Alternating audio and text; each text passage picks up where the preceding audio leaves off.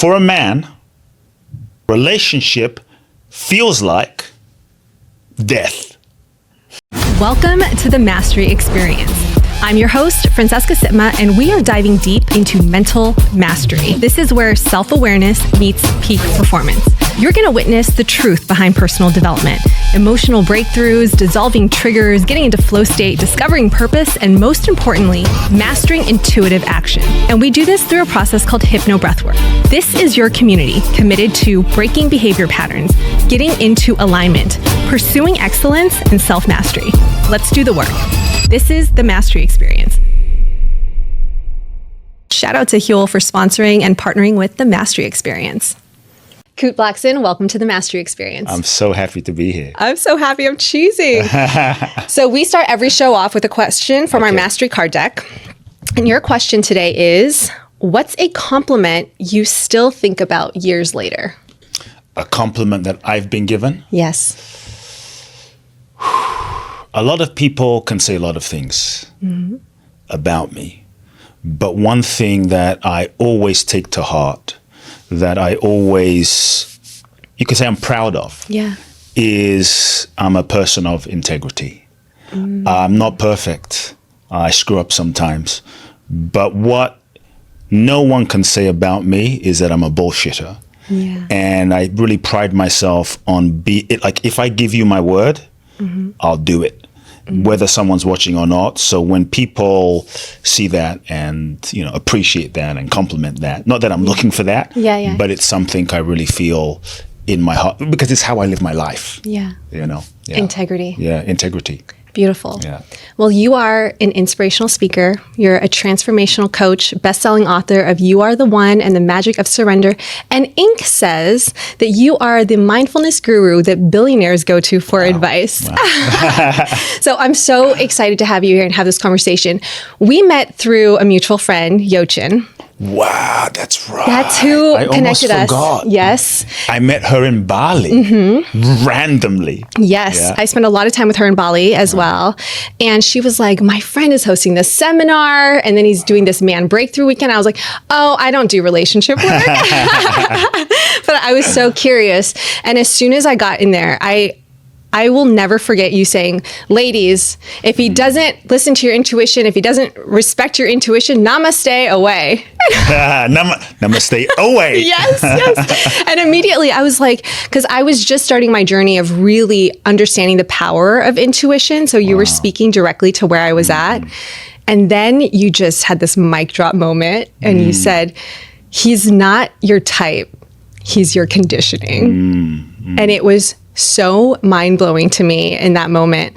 And that's when you were like, all right, we're going deep, man breakthrough weekend. And I was kind of kicking and screaming. Wow. Because I was like, I'll do business work. I'll do like personal development, but I don't want to focus on a man or my relationship to them.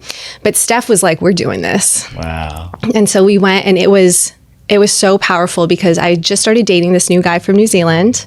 And I was like, he's a foreigner. He's a dad. This is going to be short-lived, like maybe 2-3 months. And after those days with you, we are still in a relationship 6 years later. Amazing. Wow. Congratulations. You broke me out of my conditioning. You did it. And I'm in such a healthy, loving, conscious relationship. So thank you so much. Wow. Makes me really happy. It should. Yeah. Well, you had us do this questionnaire and Steve, my partner, and I looked back on it. Like it's been like 6 or 7 years now. And he's everything that I wrote down in the questionnaire. Wow. It's funny.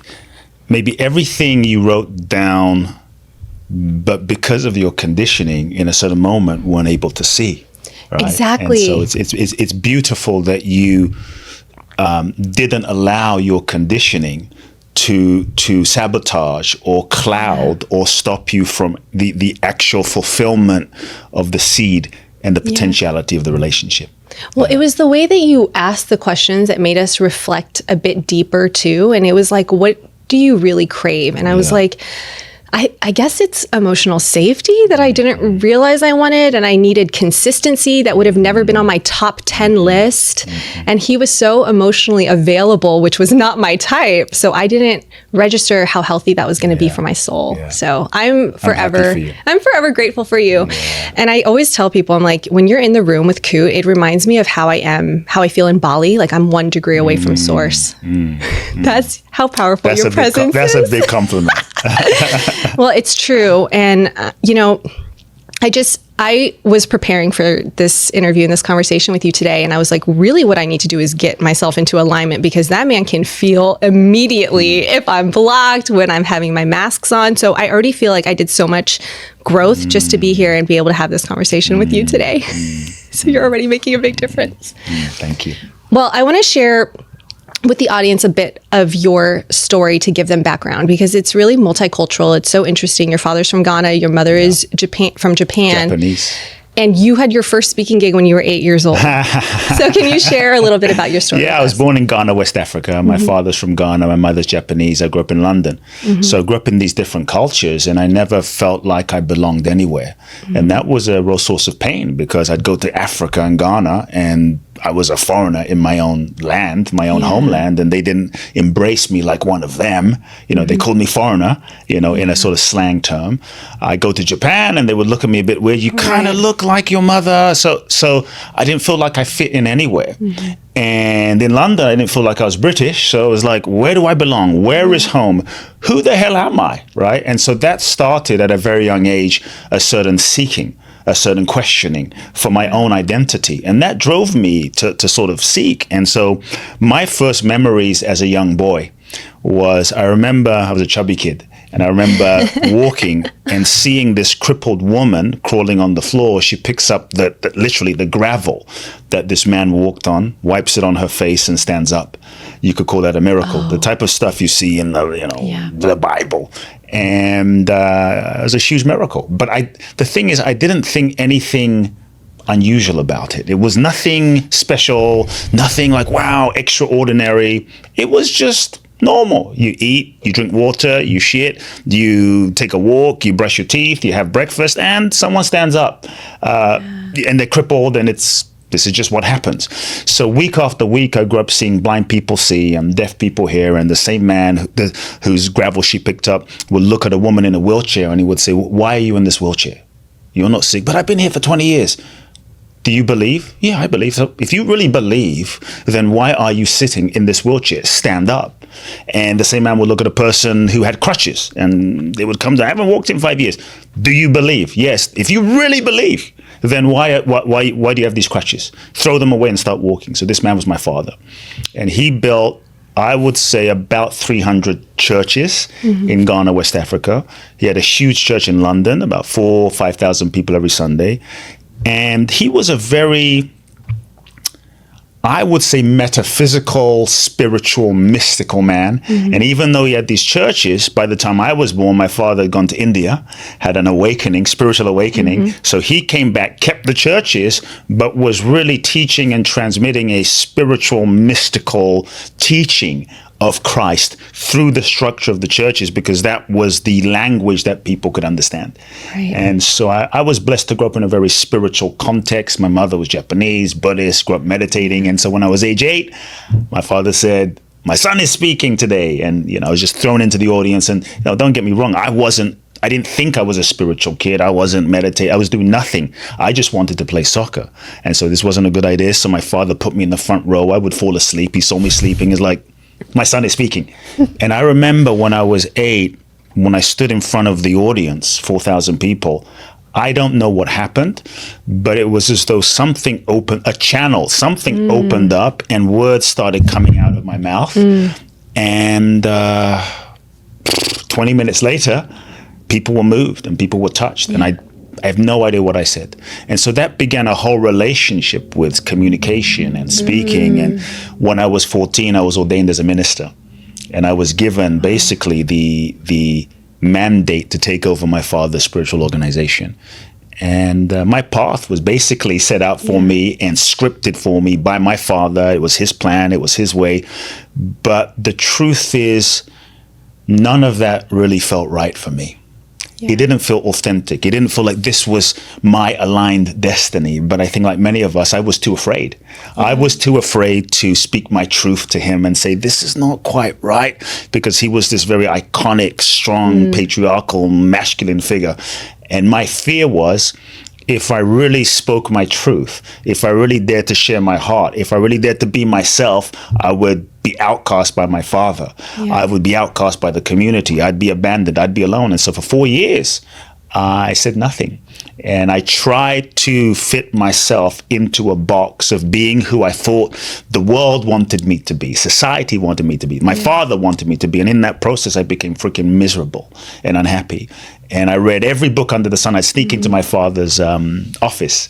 And one of the blessings was he had literally 1,000 books on personal growth. Everyone from like Krishnamurti and Osho and Maharishi Mahesh Yogi to Tony Robbins and Zig Ziglar and Jim Rohn and Chicken Soup for the Soul and you name it, Wayne Dyer, Louise Hay. So as a young kid from 8 to 18, my spiritual journey started because I started seeking. I started to try to understand, who am I and what's happening to me? And I'm having these experiences and I get on stage and something happens and I disappear and what's going on? And now my father wants me to be the spiritual successor and everyone's happy but me, and why do I feel miserable? And so I tried to make sense of all of this. And so I had two lives. I was going to school and being a kid and playing soccer and do my homework. Then I'd come home. After doing my homework for 3 to 4 hours, I would sit in my room and meditate and read and try to understand, like, who am I? Why am I here? What's the purpose of my life? And what am I meant to do? And I read a book by a guy called Krishnamurti. You may have heard of him. Indian mystic, kind of enlightened guy. And he was being groomed to be like a world leader, teacher, really deep enlightened master. And when he was 28, he left everything behind. And when I read that book, it was like a holy shit moment where I knew there was no turning back. I knew that there was a truth inside of my heart that I could no longer suppress, that my soul was calling me to a different path, a different direction, an unknown direction. And all I knew in my soul was go to America, go to the US, go to America, because I wanted to go into this field of personal growth and spirituality and self-help, because I read, Tony Robbins and Deepak Chopra. It was like Marianne Williamson and Louise Hay's, like, they don't have churches. They're like doing seminars in hotel rooms. And so something in my soul was guiding me. And I think I was too afraid for 4 years to listen. But when I was 17 and a half, I was at a choice point. Do I go to university, or do I follow this crazy nudging in my soul that makes no sense? And many times I think the nudging of your soul speaks to you sometimes quietly, then more louder and louder and louder. And if you don't listen, life just falls apart, right? To get your attention. And many times I found that the guidance of your soul will often not make sense to your logic or your mind, because it's arising from an unconditioned dimension of your being that's not limited to your ego, your past, your conditioning, your childhood. It's the essence of who you are. It's unconditioned. So your true soul's guidance won't fit into the understanding of your logic or your mind. The challenge is many of us, we block that flow because it doesn't make sense and it's scary and it's the unknown. So the ego mind, we try to analyze it and, make sense of it and rationalize it, because we think that if I can understand what this means, then I'll be in control, I'll be safe, right? I won't get hurt. And so we don't listen. And what I found is, I was naive enough at 17 to listen. I said, okay, I'm gonna follow this. I have no idea where it's gonna lead me. I have no idea. I just knew I wanted to impact people. There was no, let's start a business. There was no social media. There was no, it was just, I want to help people. It was bigger than me. I couldn't deny it any longer. And so I said, yes. And I renounced everything. I retired as a minister at 17 and a half. And what I found is, and we'll speak about this more, when you follow your soul, like truly are obedient to the guidance of your soul, that knowing, I have found you will always end up in the right place at the right time with the right people doing the right thing, even though the pathway that you take and you're guided to take may not be the one you most expect. And that's when my life changed, because I knew what I had to do. I looked into my future and I saw that I could follow the expected path and take over my father's church and be the guy. And I projected age 20, age 30, age 40, age 50. And it just felt like a death of my own being, a soul suicide, and yet something was calling me that I had no idea, it just felt like the unknown abyss, like I was being guided to just jump in the darkness, but it felt true. And I think that many of us, we stay stuck because we're not honest with what we feel. And I think there's a part of us at the deepest level, we know. Yeah. Like, if we're honest, we know what's true. We just don't listen to it. And so I listened. And that's when I renounced everything, had the conversation, a scary conversation with my father. And we didn't speak for 2 years, my father and I. And I left everything behind. Long story short, won a green card in the lottery, came to America, 18 years old, 2 suitcases, $800, landed in LA, and just started a crazy journey. And that's what began my path. Thank you for that context and that background. And I think I call it acting on your intuition. Yeah. And I know that that's so difficult, people, because they want to know, they want to have the predictable outcomes. And that journey is really hard on its own. But I actually really want to hone in on what it was like when you had that conversation with your father, and then there was 2 years where you guys didn't speak to each other, because I can feel family values were so important, and he was so iconic and revered. What was that really like for you?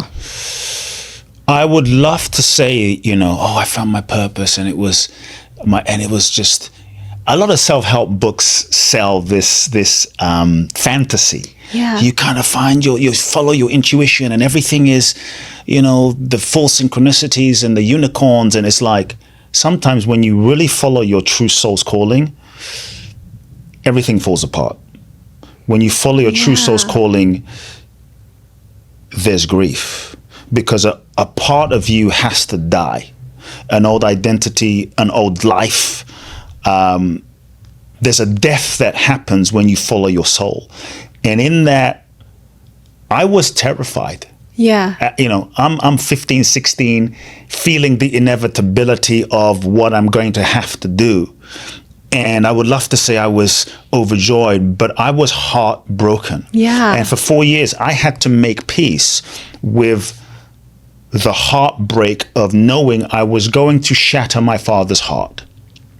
And it took me 4 years to muster the courage of, like, I'm going to have to kill my father in order to become my own man. I think many times a man cannot become a man unless he's willing to kill, metaphorically, right? Not physically, obviously, kill his father. And I asked myself the question, how would I live if my father was dead? And the truth is, I would leave. I would go to America. And in that moment, as a young man, I realized I'm not living the fullest expression of my soul if I stay. And so it was a deep process of grieving. Yeah. I was terrified. I remember that I told my mother, and she's just, supported me with everything, this Japanese woman, amazing.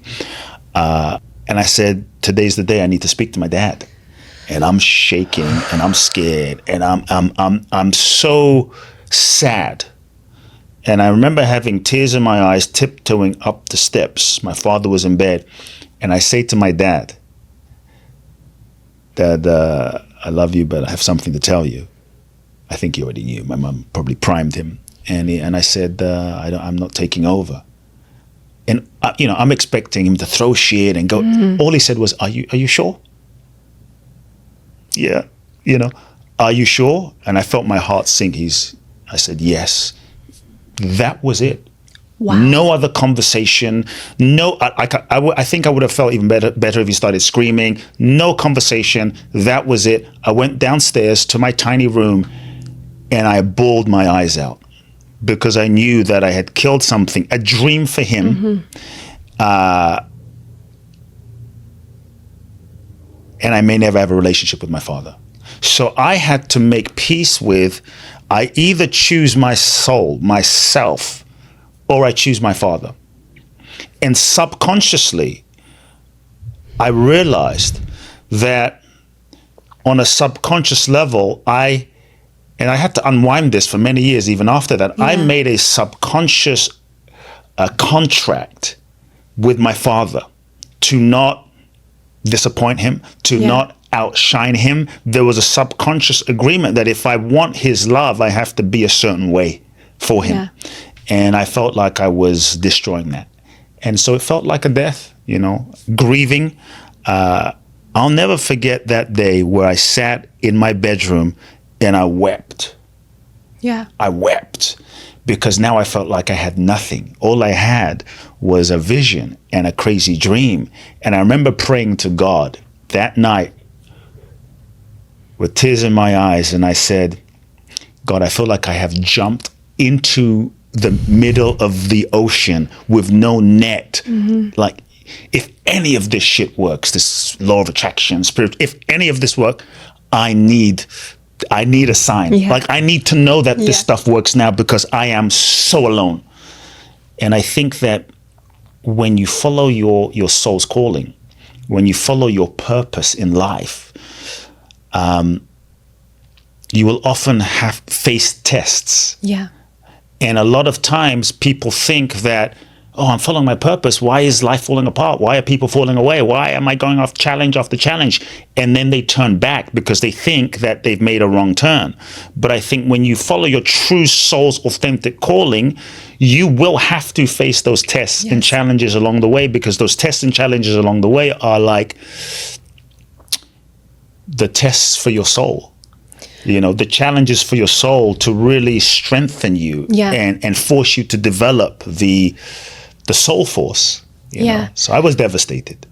I'm so grateful for you to share the real, honest, raw truth about what those decisions look like, because I do feel like we have an expectation that if we have the courage to follow our intuition, which is a hard thing to do, then the outcome is going to be bliss and it's going to be peaceful. But the reality is the outcome isn't your expectation. It is growing you, developing you, making sure your self-worth is solidified, your self-trust in making those decisions along the way.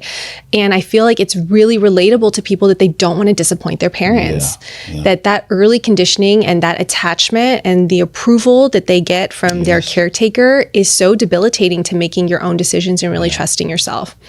So it can feel like grief, it can be devastating, it can be heartbreaking. And I want to circle back later to where you are with your father now, but you get to LA.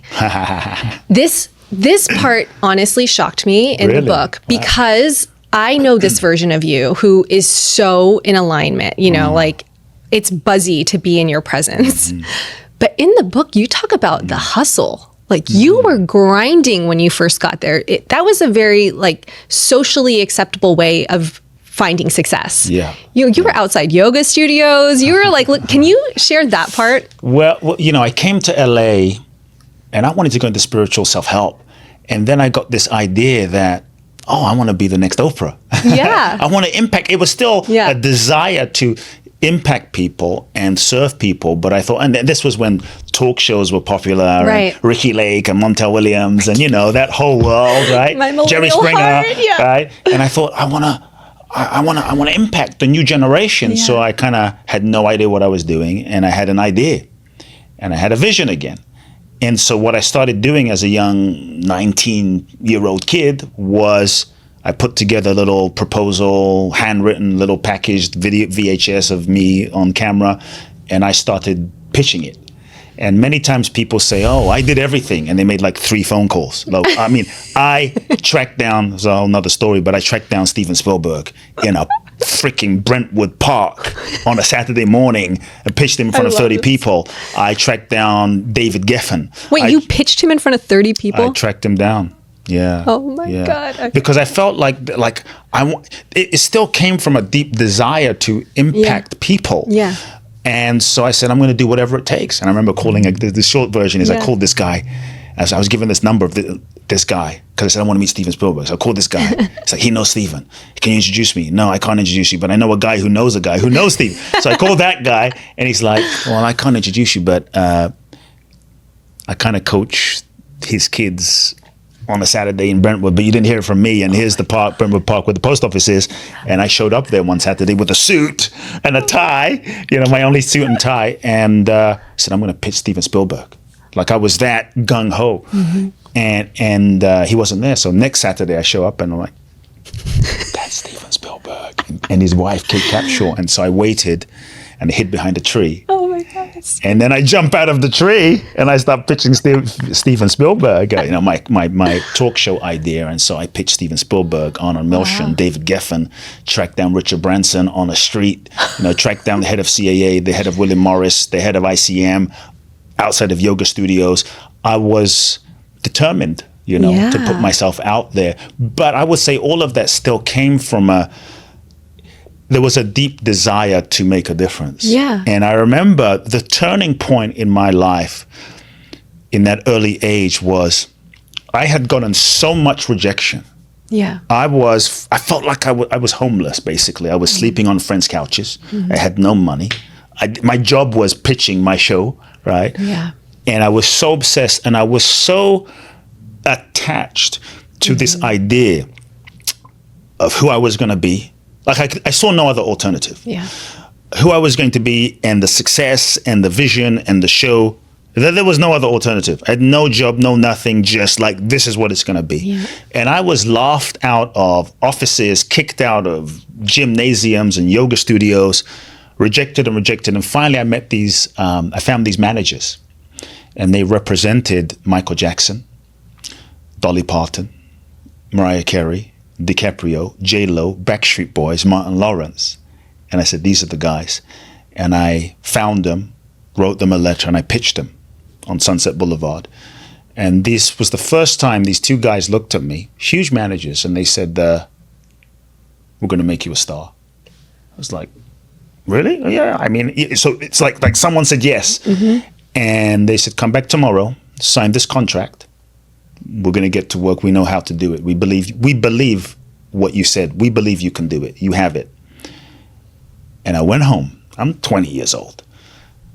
And I meditated. Because everything I do has to be guided, right. And I went home and I meditated just to check in, fully expecting a yes. And all I felt in my being was no. After all these sacrifices and years and these Ovitz managers were like, we're going to make you a star and this is our plan. The integrity of my being said, no, do not sign. And the next day I told these guys I'm not going to do it. And I was sad, mad at my soul. Yeah. But I knew that if I don't listen to my soul, life tends to not flow. I'm not in alignment. And I said no. And that's what set me on firstly into a funk and a depression, because I threw my hands up and I said, God, I don't know what the hell you want with my life anymore. I have exhausted my own human ability, my ego's capacity to make shit happen and manifest life. Yeah. But I think that's the point where life gets interesting. When you've exhausted your ego's capacity to manifest and make shit happen, is when you reach the point of surrender. And in that point, if you truly surrender, you tap into another dimension of life. And that's when life really begins. Yeah. That's when life really flows. So I surrendered. I said, I don't know what the hell you want. I don't know. I've tried everything to make this thing happen. And I give up. And I was guided to go walk the Camino in northern Spain.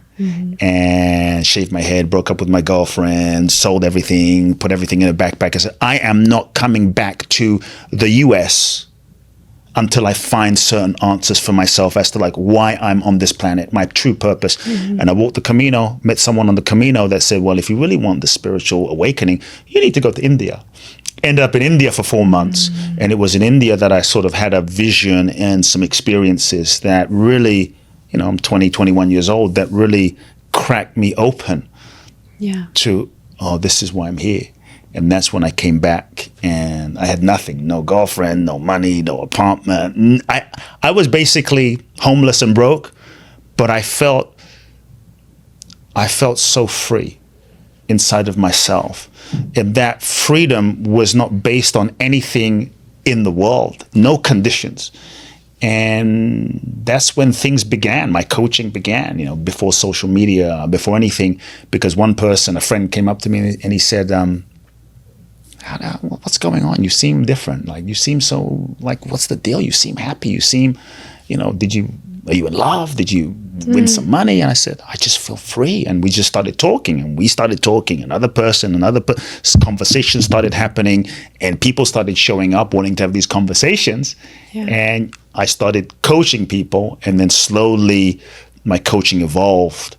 And I created my own methodologies and way of working with people. So it was an evolution, but I look back and I think, thank God, the thing that I tried so hard to manifest and make happen didn't happen. Yeah.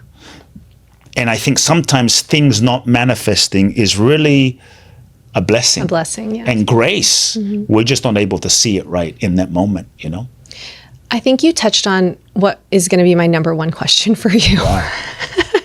How do you feel happy and free when you have nothing? How do you feel happy and free when you have nothing? Well, I think firstly, part of the misperception is you have nothing. Mm. Because if you realize who you really are, then you realize you have everything.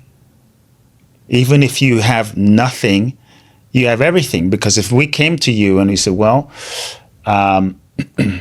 this billionaire over here has no hands, no eyes, no legs, no liver, no colon, no this, no heart, and you just have to chop your hands off, give him everything, and you'll be basically not able to walk, not able to see, not able to do anything, and he'll give you $5 billion.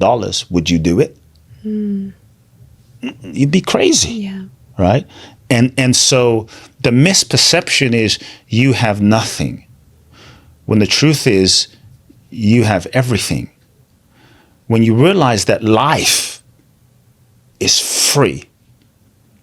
You and I, we didn't pay an entry ticket for this life. It is free. It's a free gift. Everything above that is a gift, it's a blessing. So I think we have to realize that it's not that you have nothing. You actually have everything. We're just often not seeing it right now. We're not acknowledging right now. We're not bringing our attention to that in this moment. Yeah. We have to start with the acknowledging of who we are, which is energy, which is source, which is a manifestation of God, the divine, and in that realization, acknowledging the power that is inside of us to create. We have the power to imagine. We have the power to be creative, and we have the power to manifest things. Yeah. And I think if we own that, then you realize you do have everything. You may not have things materially, right? Yeah. But you have the source of creative ability. Yeah. It's really a matter of perspective. Yeah. It's so funny listening to you because I'm getting so lost in everything that you're saying, and it's so wise, and I'm taking it all in, and I'm like, oh my God, I have to ask questions. Okay. Can I share one story about that? We have nothing. When I went to India on my first trip, I was in search of answers. I think I shared this in my book, but I was in search of answers, like what is the source of happiness, and I met guru after guru after guru and didn't really find a connection of what I was looking for. And I remember I was in Bodh Gaya, which is where the Bodhi tree is. The Buddha got enlightened. It's one of the poorest places in India. And I met with all these monks, and I still didn't get answers. And one day, it was 120 degrees outside. It's hot in June. I'm tired. I'm exhausted. In the process of seeking happiness, I'm getting miserable, right? And I see these 10 beggars lined up. And they're all begging. And there was one beggar who was sitting down. And I'm like, why is this guy sitting down? He caught my attention. And I realized that he was singing, just singing, like whatever chants he was singing. And then I looked at him and I was like, wow, what's he singing? And he was singing with like full energy and full vibrancy and vitality. And I looked more closely and I saw that he was blind. So he couldn't see. And I thought, wow, that's deep. And I looked more closely and I realized that he had no arms. So his arms were like stumps. And he was beating these drums with arms that were stumps. And he was just singing, seemed like praises to God, right? Just singing. I thought, wow. And I looked and he had no legs. You know, his legs were deformed. And here this guy has no eyes, no arms, no legs, can't even eat by himself. Can't even shit by himself. He can't do a thing by himself. And yet here he is singing his heart out. Yeah. He has every reason to be miserable, every reason to be pissed off, every reason to be a victim and say, well, I have nothing. In that moment, I realized I have everything. Okay, I'm not a millionaire, I'm not a zillionaire, I don't have this, I don't have that. But wow, I have everything, and here I am complaining, feeling like, woe is me, like what's my purpose? And here's a guy who has every real legitimate reason to be pissed off, and he's singing his heart out every day. So I went up to him because I wanted to know the secret. Yeah. And I sat with him with the translator, and I said, like, every day I see you come out here and you sing for 5, 6, 7, 8, 9 hours a day, full on. Like, what's the secret? And he turned to me like this, and he said, I'm expecting some profound wisdom. And he said, what else is there to do? And I thought, and then it was, what else is there to do? Like, wow, that's kind of deep. Yeah. And then he kept playing. And then he turned back to me through the translator and he said, life might give you what you want sometimes. Life may not give you what you want sometimes. But you can always choose to give life who you are. And that's when I saw that this was the richest man in the world. That here I was trying to focus on what I don't have and what can I get from life. And through this man, I realized that the real happiness and the real joy is in the giving. Is in the serving, is in the expression, is the degree to which you're sharing your unique gifts with humanity. And here this guy was sharing his gifts. The only gift he has was his voice, and he was sharing it, And I think that's the fulfillment in life, regardless of what you have and what you don't have. So powerful. And I was going to ask you, about how you went from this really determined, relentless, really attached to how it was going to play out with the talk show, to going to India and having this new perspective. But I feel like you wrote that perfect journey for us in The Magic of Surrender. And I was listening to it a few weeks ago, and truly, I love this book so much. And it reminds me of when I first had my awakening and all the best spiritual books that I read. Like, it brought me back to that. Like, it's like the Power of Now good, it's like the Alchemist good. It's like the Untethered Soul level good. And I want you to tell us a little bit about how you define surrender, because it's not that you can't have goals. It's not that you can't have drive, but it's really about not attaching to how it's going to play out, not attaching to those expectations and outcomes, would you say? I start every morning with breath work and meditation. I'm immediately in a creative flow state, and I get on my computer and I start banging out work. The next thing I know, it's already lunch and I haven't even eaten breakfast. Shout out to Huel for making sure that I'm still hitting my protein goals, because they have these delicious, ready-to-drink meals packed with 35 grams of protein, 7 grams of fiber. We have 27 different vitamins and minerals. My favorite part, you guys, no artificial sweeteners, and it comes in so many delicious flavors, including this chocolate, peanut butter, and my personal favorite, the iced coffee. And if you're looking for something where you can add your own fruits and veggies to it, then check out the Huel protein. All the same nutrients, but you can make it a little bit creamier, a little bit thicker. Shout out to Huel for sponsoring the Mastry Experience, and you can use our exclusive 15% off code. That's Huel.com/mastery. And Huel is actually now in Targets near you. So check them out. Shout out to Huel for supporting the Mastry Experience. I want to tell you guys about something that has completely shifted the way I think about optimizing my health, and that is 3x4 genetics. genetics. You know how on this show we talk about mastering your mindset, mastering your performance, mastering your emotions? Well, what if you could master your physiology on the deepest level? They will analyze your unique blueprint. I'm talking about weight balance, muscle and skeletal, hormone health, brain, heart and vascular, blood sugar regulation, sensitivities, nutrients, cellular. It's a simple cheek swab that you can do at home, and results come back on their app in 3 to 4 weeks with actionable insights across nutrition, stress management, hitting your weight goals. If you are serious about performing at your highest level, this is the kind of intel that actually changes the game. Check out 3x4 Genetics and use code MASTRY. Now let's get back to the show. I think we have in our culture so many misconceptions about surrender. Right? Yeah. We're conditioned in terms of what we think surrender means. Like surrender is weak. Surrender is giving up. Surrender is waving the white flag. Surrender is you just being passive, sitting around doing nothing. Surrender is being lazy. Surrender means you're going to be a doormat and taken advantage of. Surrender means you're going to not manifest your goals, dreams, and desires. Surrender means you're going to get less in life. And I'm actually saying, no, if you really understand the real essence of real surrender, what if you didn't get less, but you got more? More than you could have imagined. Maybe not what you wanted or thought you wanted, but what if you got more than you could have planned with your own limited human capacity and mind's ability to imagine what was possible, right?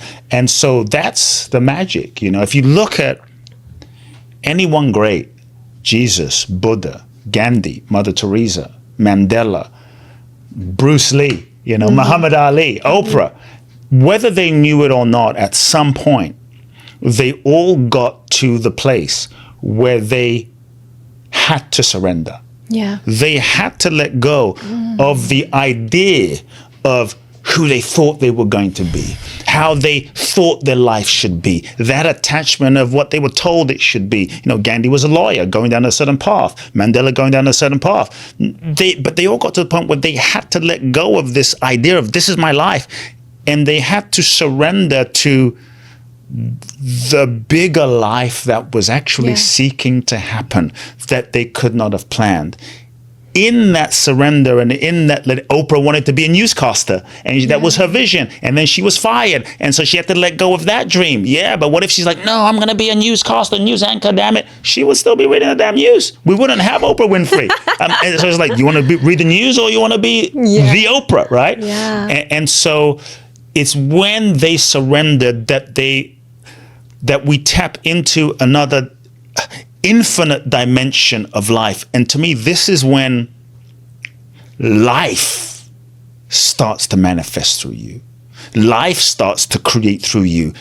And magic and miracles manifest and happen in ways that you, with your limited, me with my limited mind, we could never have planned. Yeah. We could never have imagined. To me, this is the magic. And so surrender is, yes, it is a letting go of control. Yeah. I would say the illusion that we were even in control in the first place. It's a letting go. It's a letting go of who I thought I'm going to be, the life I think I'm going to have. And it's an opening, and it's making yourself available to the full bigness of life. It's an availability to life. And so I think in our culture today, we're often conditioned to create from the lens of the ego, right? What do you want? Get clear on what you want. Now, it's helpful to know what you want and have a direction and be clear. But I always tell people, don't get attached to that. Have a direction, but hold it lightly. But so much of our culture is, you got to know what you want. Yeah, but then you're just creating from the ego. Right. And whatever you create from the ego will always be limited. You look at a Mandela, 27 years in prison, comes out, Nelson Mandela, iconic. That's not a life you could have planned. Right. That's not a life you could have actually planned out and just scripted in a goal-setting workshop. It's bigger than that. And so for me, surrender is opening to the bigger than that, right? And so many times when we create from the ego, you can manifest this way. You can, right? But what you will manifest will often be limited, and you might manifest what you thought you wanted, only to realize that what you thought you wanted was just what you thought you wanted based on who you thought you were. The old identity, the childhood wounds. Like if I can, if I can be the next Oprah, then I can prove to my dad, then I'm enough. If I can have that body or be famous, then I can prove to my bullies at school, then that I'm worthy and I'm valuable. And so many times we get what we thought we wanted and we're left unhappy. It's like, this is it. And so for me, the path of surrender, which is really the path of life, is a different question. It's not, what do I want? The limited sense of I. It is asking an infinite question of, what is it that life is seeking to manifest through me? Yeah. And becoming open and available to, shall we say, receiving, catching that vision, becoming open to that vision of the bigness of life. Then you can align your personality and your ego and your mindset and your goal setting to align. So let's call it soul setting, right? Versus goal setting. Then you align your mind to the authentic impulse of what life is seeking to manifest through you. And then you can put your marketing and your strategy behind that. But now you're working in the flow of what is true, of what is authentic, what is aligned, versus trying to make something happen that is really not meant to happen, or trying to make something happen that you're trying to force something to be something that is not. You meet someone, I like this guy. It's my soulmate. I'm going to make you my freaking soulmate. I'm not your soulmate, girl. No, you're my soulmate. It's like, why would you want something to be something that is not truly aligned? Yeah. And so surrender is that bigger question. It's the availability. It's the allowing life to lead you. Allowing life to lead you. And I think that's where the magic happens. So just to be clear, you feel the vision, you feel the deepest authentic impulse, then you align with that. Then you give 100%.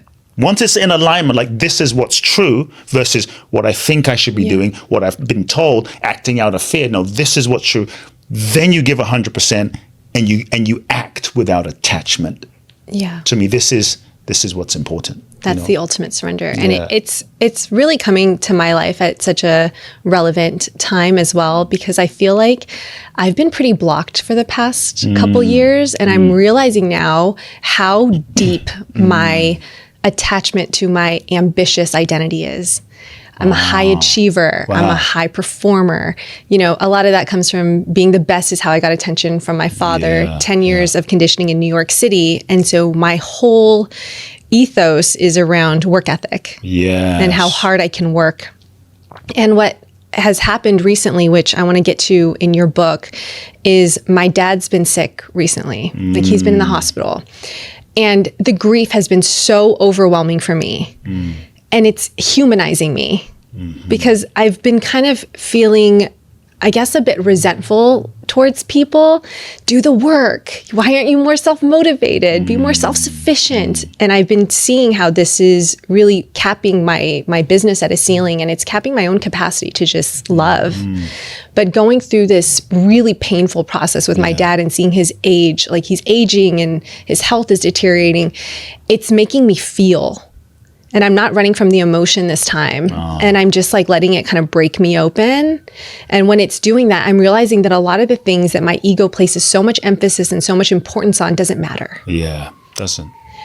But I'm being forced to surrender through grief. Yes, and you're being forced to surrender. Yeah, and I want to know if we can proactively get ourselves into this alignment, because I'm somebody who does the work. I do breath work and I meditate every single morning, you know, and I couldn't get through this one.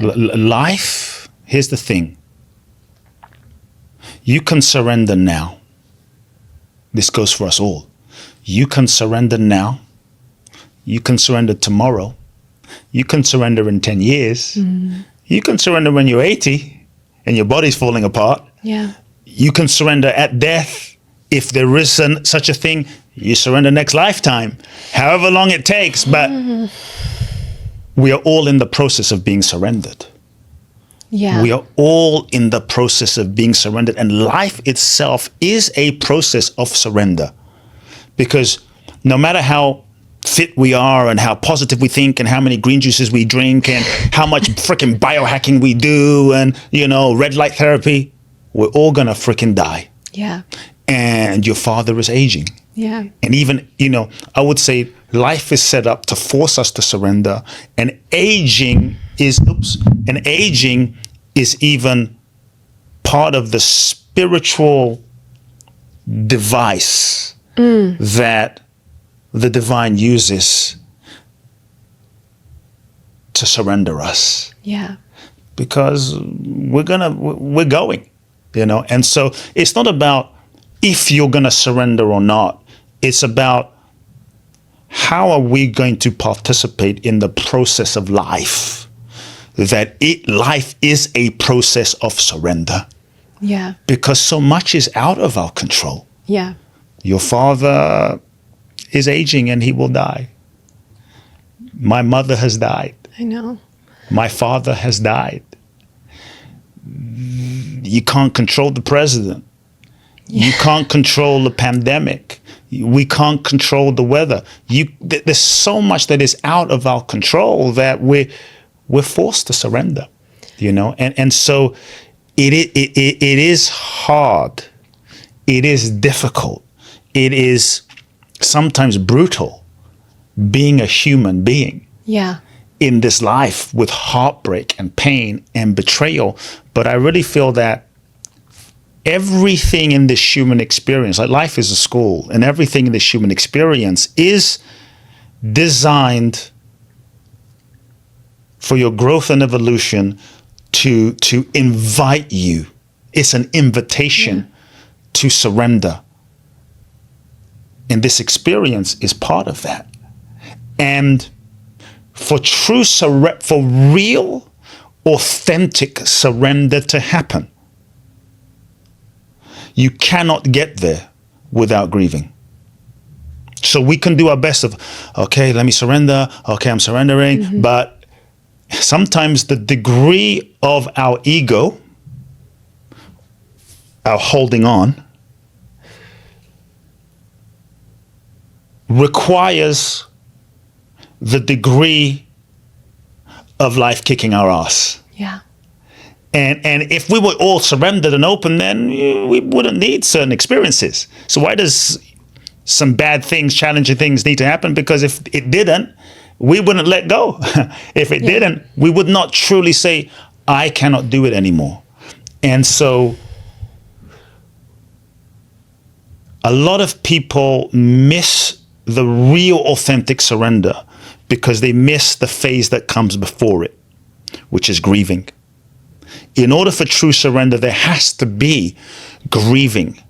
Prior to that there's acceptance, right? There's acceptance, then there's grieving, then there's surrender. And a lot of folks in the spiritual field, we can go into acceptance, but we think that's surrender. And we stay stuck there, but it's not. Acceptance is, okay, I accept what is. It's raining outside. I'm pissed off it's raining outside, but it's raining. I accept it, but I'm still like a bit upset, right? Surrender is the open-hearted participation in the process of life that is happening. I don't know why this is happening. It's difficult, but I'm going to open my heart to this experience and let it crack me open, let it marinate me, let it open me, and let it bring me closer to my true self and the divine. Show me the truth, and we participate in it fully. And so surrender is that open-hearted participation versus, okay, it is what it is, I'll deal with it. It's like, I'm participating with it. And that's the surrender. But we cannot get there without grieving. And grieving is that necessary process of feeling and letting go, because surrender is a death. It's a death of an old self. It's a death of that old identity. It's a death of how I thought my life was going to be. It's a death which requires a grieving, but we're often not taught to grieve. Well, this is really the part that I feel like is most relevant for my audience, because they are high performers. And what we think comes with that is this ability to compartmentalize, to not feel pain, to just head down, get the job done, be almost like a robotic machine at just output. And what I realized was a byproduct of my ambition was this process of self-optimization, but really optimizing everything, always finding what's wrong. But if you always find what's wrong, then you're never happy, because you just are always focused on the thing that's negative. And sometimes that can serve you in business. But what I was realizing is, like, I'm having a beautiful day that anybody would want. Like, I'm having a perfect day and I'm still feeling like I don't have enough. And so what I realize is I'm always trying to protect myself from disappointment, because that was a childhood wound. I'm always trying to protect myself from pain. But with this process with my dad, I can't run from this grief. You can't. Like, it's coming for me. Like, I'm going to have to feel it. Like, life is going to bring us to our knees sometimes, and we have to feel this pain. So I can't keep trying to optimize to protect myself from feeling. I just have to surrender to it. And honestly, like, it's been brutal on some days, but it really is opening. And that's the part, your book starts with that. You talk about the journey of your mom. And I was walking downtown San Diego, listening to the book, thinking, I can't wait to hear this. And I'm just bawling on my walk. I mean, it's just penetrating my heart so deeply. And because you're somebody, that we all respect so much, and you have such an elite mindset, how did you truly move through that, grieving your mom? Look, I got the phone call 2016, end of 16. My mom has cancer. And I was living in LA, and I began to fly from LA to London every month to be with my mother. Every month for a week, flying back, forth, living my life, back, forth. And at first, I was determined I was going to heal her. I took all my green powders, all my green juices, everything, drink this. And she's not freaking doing any of my protocol. It's like, Mom, you're going to die. You're going to fucking die. You're going to die. I was getting mad, and she's like eating her rice, eating her what. I'm like, and in the process of this, I was getting mad and more disconnected from my mother because she wasn't going with the plan. And in that moment of like being really upset with her, I kind of had to take a step back, and I saw that here I am trying to control the entire process, and it's defeating the whole point of the process, which is the loving. It's defeating the whole point of it. And I had to let go, because I saw so clearly that I'm not in control of this process. I'm not in control of her. I'm not in control of life. And for so long, in many ways, I've been trying to control, which is what we all do. We try to control life because we feel like if I can control how you see me and how you see me, and if I can achieve, then I'm going to control how you perceive me, which is going to make me feel better, and I'm going to avoid disappointment and all these things. So if I can control, then I don't have to be hurt and feel what I felt back then when I was a child. Exactly. Right? So we learn to disconnect from certain feelings, a form of control. We develop all these strategies and walls to not feel certain feelings, a form of control, because it was painful feeling that. We felt helpless when we were young. So now we become super independent, hyper independent, never let anyone rely on anyone again, a form of control. Then we contort ourselves to be who we think the world wants us to be perfect, be kind, be independent, be this person, be that person, be the caretaker, be the leader, which again is another form of control. And so control is a well-intended strategy to get certain needs met, and it's a strategy of survival. And so in that moment, I realized that there's nothing I really do that's going to do anything here. And I had to accept that my mother was dying. I mean, we're all in the process of dying. It's just when someone has a dis-ease, it's more acute, it's more obvious. But the fact is, we're all gonna die. We're all gonna die. Like, there's nothing, like, you will die. Jesus died. Buddha died. Bruce Lee died. If Mandela died, we're gonna die. And then no amount of biohacking is gonna stop. We're gonna live forever. Jesus didn't live forever. You and I are not gonna. And so when we can truly accept that, it's raw. You know, I mean, I'll answer the question about my mother, but I remember I was doing a seminar at Coach Apprentice a year ago, and I had this feeling. It was, I'm in the zone, and then when they were doing a process, I had this feeling in my heart, like, you know, I'm married now with a kid, and I had this feeling of, wow, there will come a day where my wife or I will not be there. And the vulnerability of that, of like, wow, I love her so much, and there will come a point where this love comes to an end. It's like, fuck, and I'm gonna open my heart and love this much. There will come a point where this love will come to an end. It's like,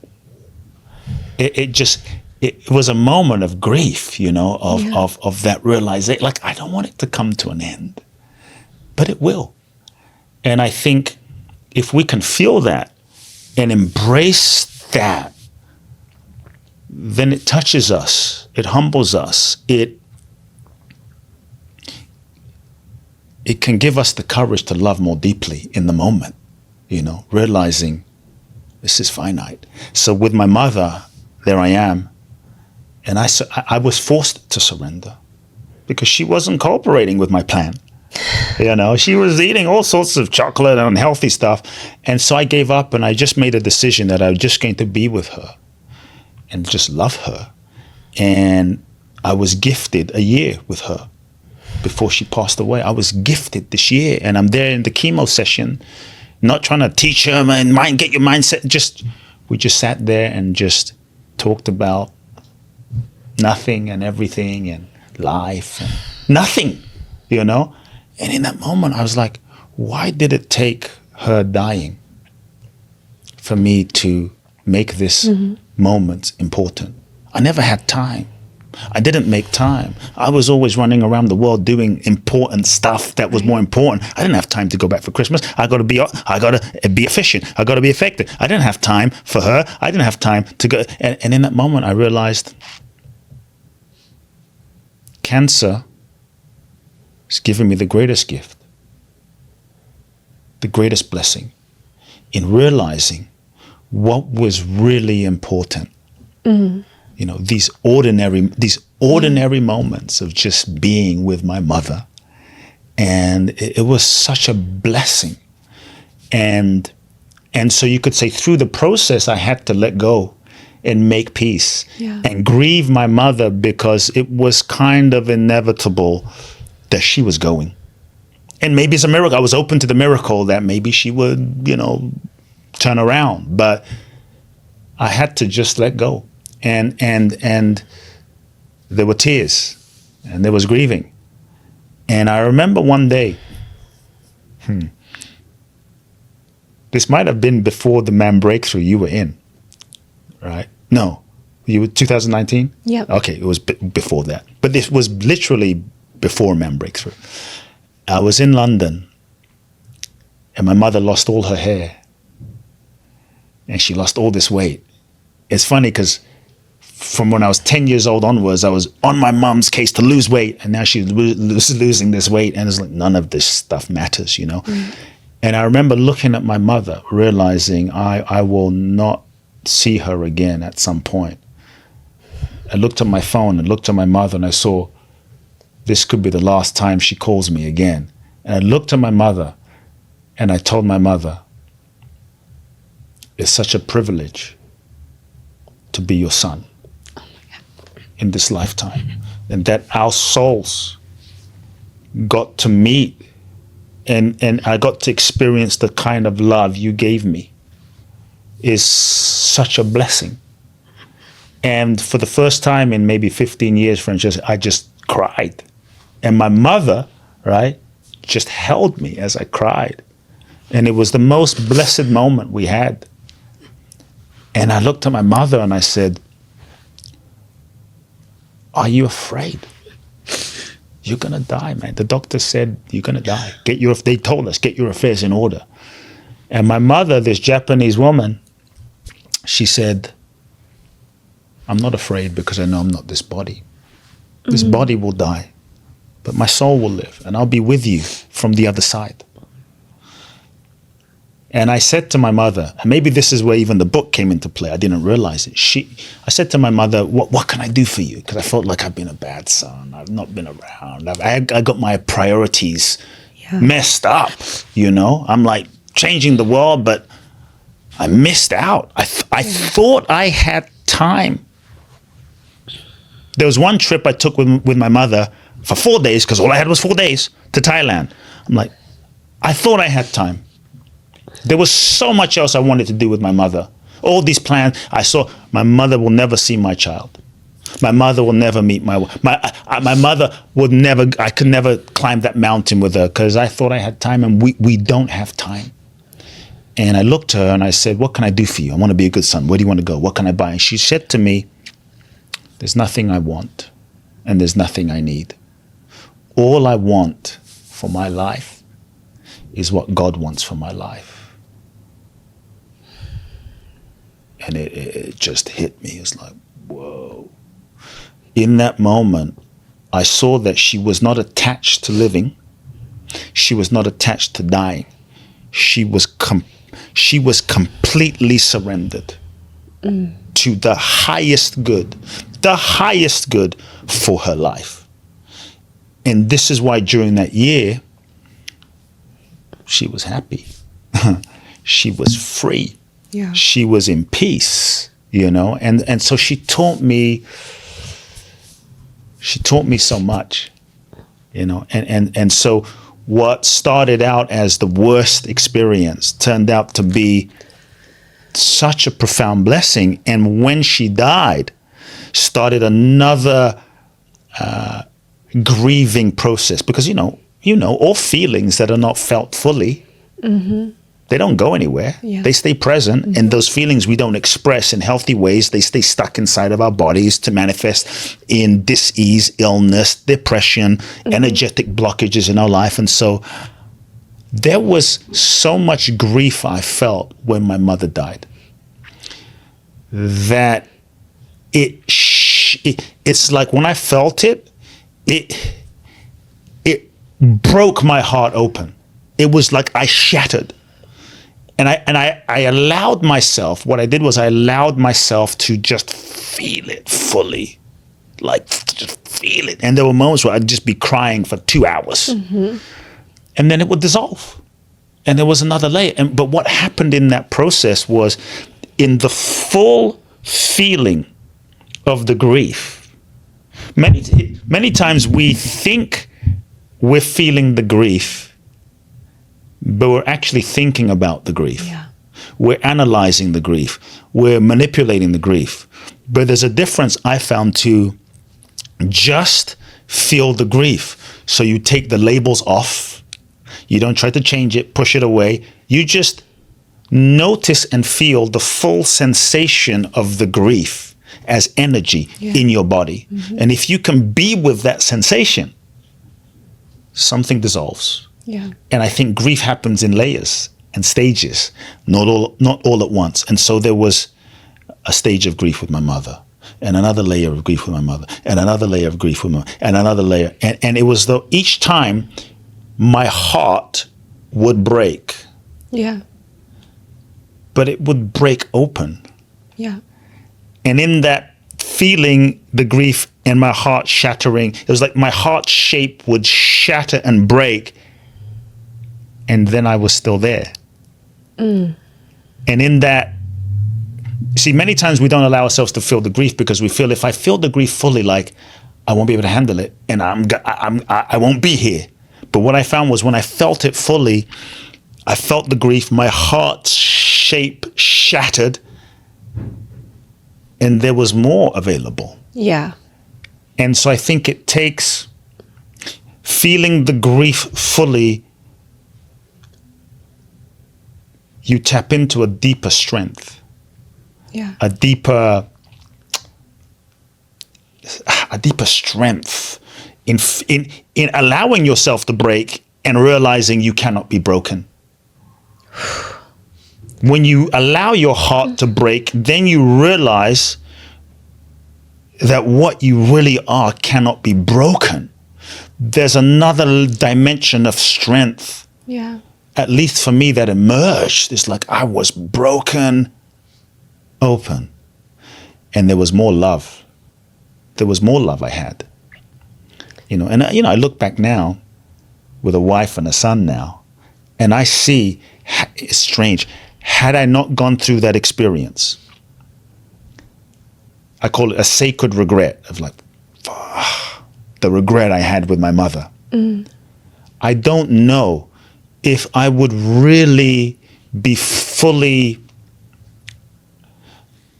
appreciative of what I have now with my wife and my son. Yeah. I feel that. And I think by you really sharing the depths of that experience, one thing it did for me was really allow me to course correct my experience now. Because I feel like when you get that news with your parents, then you decide to show up. Then you're going to spend the time and maybe ask the questions you should have. And I'm like, I have that opportunity right now. Man, if you have it now. Yeah. Like I look back and go, what I would do now. What I would do now. See, I never had the freaking time because I was running around the world doing the seminars, changing lives, what have you. It's important, don't get me wrong. That will not stop. But what I would do now to just sit with my mother and shoot the shit and do nothing that I judged as not productive. What I would do now to just sit around and make a cup of tea with my mother that I never made important. Those ordinary moments. What I would do, like I would give everything now just to sit down with my mother and have a Starbucks. It's like, wow, that's the stuff that really matters, the ordinary. And so what I realized is it's not in Machu Picchu or on a mountaintop or some ceremony. It's just like right here, right now, being with her. And I missed it. Yeah. I missed it. And so, yeah, if you have your mom now, your dad now, your parents now, whoever, it's like, the thing is, many times we don't realize until it's too late, Yeah. And so if you have them, it's like, wow, do it. It's such a big part. That's a big part of my mission it's because my mom. Yeah. And waking people up to that relationship and waking them up to where our priorities and our measures of success are outdated and what we're really chasing. Yeah. Because what's really important, and if we have the opportunity, is to spend that quality time with our parents. With our parents. When my mother died, in that grieving moment, I was speaking to my mother. And I said to her soul, my father's 11 years older, so it was obvious he was going to go first, but he didn't. And, my father and I had made peace with him, but we were not super close. We didn't speak that often, but I wasn't angry at him anymore. And I asked my mother in a meditation, why did you die first? And her soul said to me, I died first to gift you the complete and total karmic healing with your father. I was like, whoa. Yeah. And in that moment, I realized the soul work I had to do, which was to make peace with him completely and utterly and love him completely and totally. And I chose to drop everything, and I made a decision to call my father every day. I never called him because he's not a great dad. He wasn't there, the whole story, but he's cool. And I realized, I haven't been a great son. And so I made a decision that every day until he dies, I'm going to devote myself to loving my father and his soul just for the gift that he gave me life. And I call my father every single day, everything, like for 5 years. And I would fly to Ghana to sit with my father for 3-4 days at a time, 3 times a year, and just love him. Didn't matter if he responded or not. I was going to love him so that when that moment came and the inevitable death, I would have peace in my heart. I wanted no regrets. So every day I called him. And there was such a healing that happened between my father and I. Here's a man who didn't remember my birthdays because he was too busy. And he started calling me up on my birthday after a year or two. And there was such a healing that happened between him and I that I would say it shifted the karma between us. I think that when you can give grace to someone, grace, in this case, let's say my parent, your parent, when you can give grace to someone who doesn't even deserve grace, you shift your karma.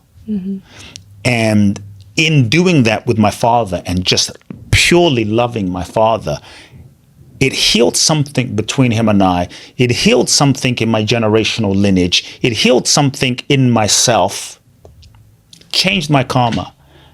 And I really believe that this is, unbeknownst to me, what allowed my wife to come into my life and my son to come into my life in such a blessed way. And it healed something, you know. So the work that we do within ourselves, the work that we do with our parents, it's soul work that we're doing in the connection, in the honoring of our parents, in the honoring of them, even if they don't deserve it, in the honoring of their soul, in the honoring of their life.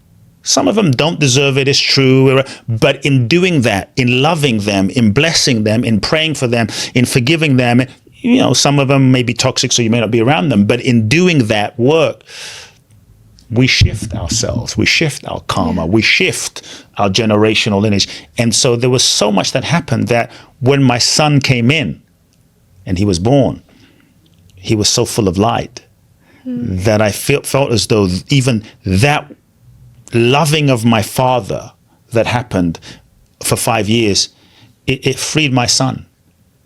Wow. It freed him. And my son has a vibration that didn't carry the energetic darkness or heaviness of my father and the men in my generations. Wow. I'll never forget when my wife was pregnant, I flew back to Ghana. My father was the first person I told, "You're going to be a grandfather." And he said, "Oh, I had a feeling." I told my wife, "My father will not be around to see our son."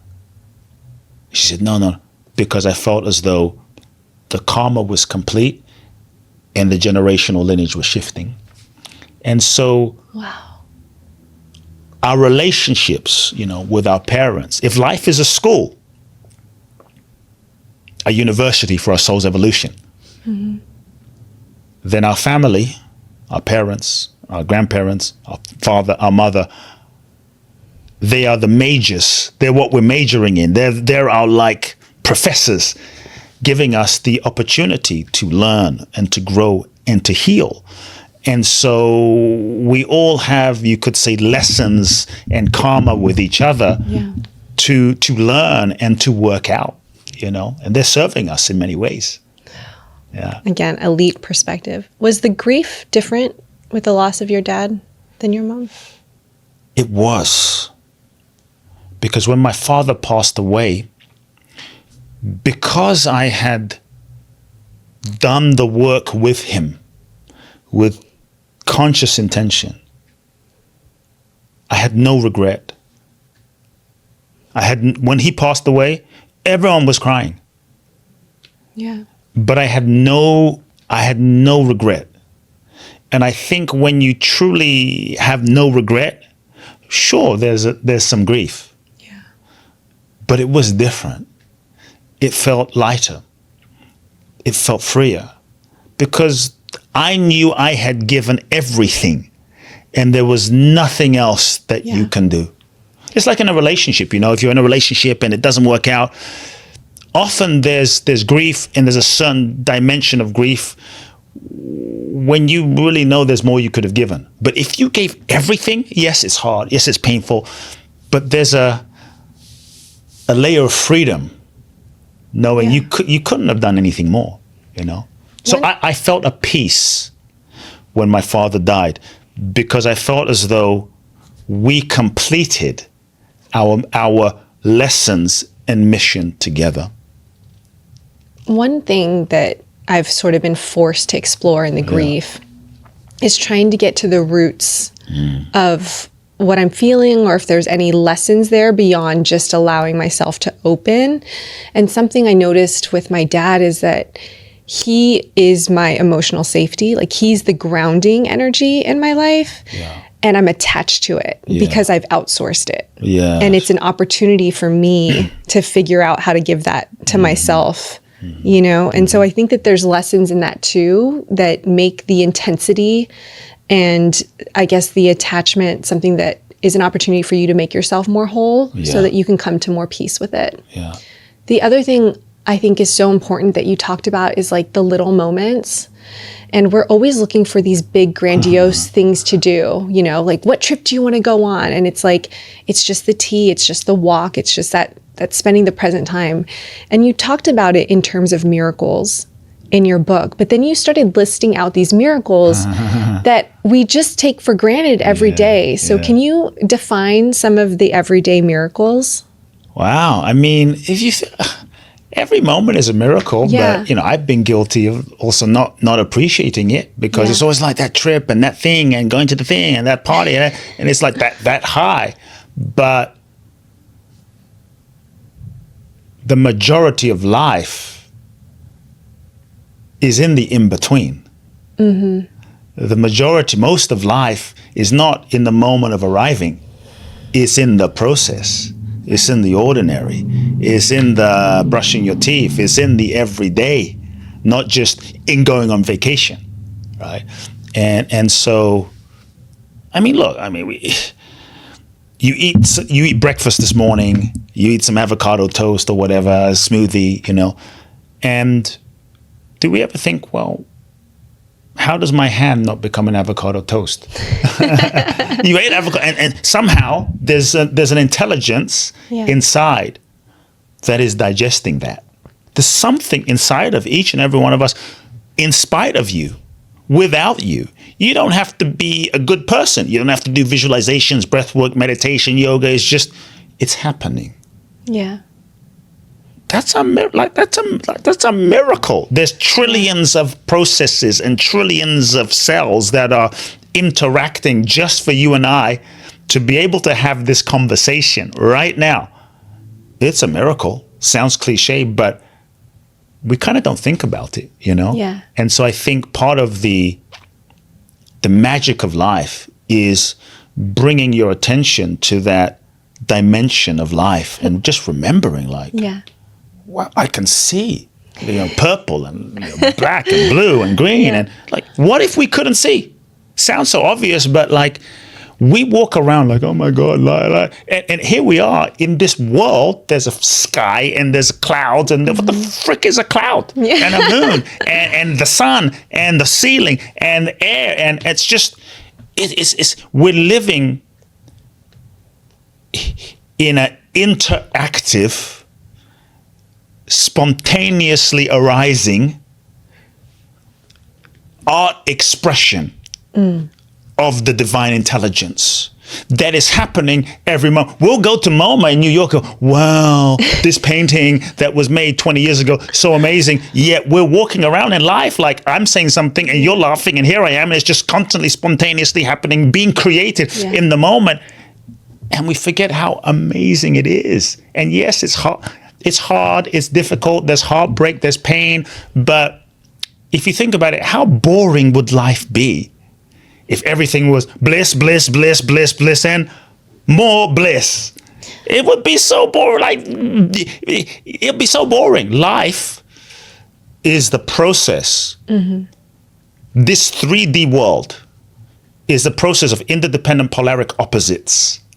That's the nature of life. Plus, minus, yin, yang, up, down, black, white, male, female. It's the Tao. This is what makes this 3D realm what it is. Yeah. It's the physics of life. And I think when we can embrace that and understand that, then the real freedom is in that acceptance and the embrace of it. You know, if there was no grief, there would be no joy. Yeah. You know, if there was no piss, there'd be no bliss. You know, and so this is life, and it's that interdependent polaric nature of life that when we understand it, we stop seeking for ultimate utopia and peace out here, because it doesn't really exist out here. It's always up and down and black and white, and there's grief and there's, you know, and so I think anyway, there's some freedom in that when we realize. And so there's ordinary moments. Yeah. It's just, life is beautiful not because it's perfect. Life is beautiful not because it's always blissful all the time. And if it was always blissful all the time, we wouldn't even appreciate that. And as challenging as it is, as painful, as heartbreaking, the moment you and I drop dead, like, I guarantee you we're going to want to come right back here. It's like, fuck, I want to go back. I want to go back to that challenging dimension of life where there's, you know, ice cream and orgasms and heartbreak and the grief. Oh my God. Imagine the angels in the sky going, all I feel is bliss all the time. It's like, I want to feel some grief once in a while. Like, give me imagine it's like going to an ice cream parlor and all you can eat is vanilla ice cream. But no, you have Rocky Road, and you have mint chocolate chip, and then you have cookies and cream, and you have coconut, blah, blah, blah. You got wasabi flavor ice. You got the whole range of possibilities. It's like, it's life, you know? To me, it's beautiful. I think what I was missing, and your book woke me back up to, is I was taking for granted the beautiful moments because I was just moving on too quickly, or I just got used to them. Yeah. And you just take it for granted. And there was one example you said, and you're like, you look into someone's eyes and you feel love, like that's a miracle. It's a miracle. And I was like, that is a miracle. And my partner got home and I started gazing into his eyes, feeling all these feelings. And he's like, are you okay? I'm like, this is a miracle. But if you think about it, right? I know. Like, here's this guy. Yeah. New Zealand, totally different parents, totally different background, totally different everything, totally different trip in his mind. And here you are, complete. And how two seemingly separate people come together, and you just have a connection. Mm-hmm. It's a miracle if you think about that.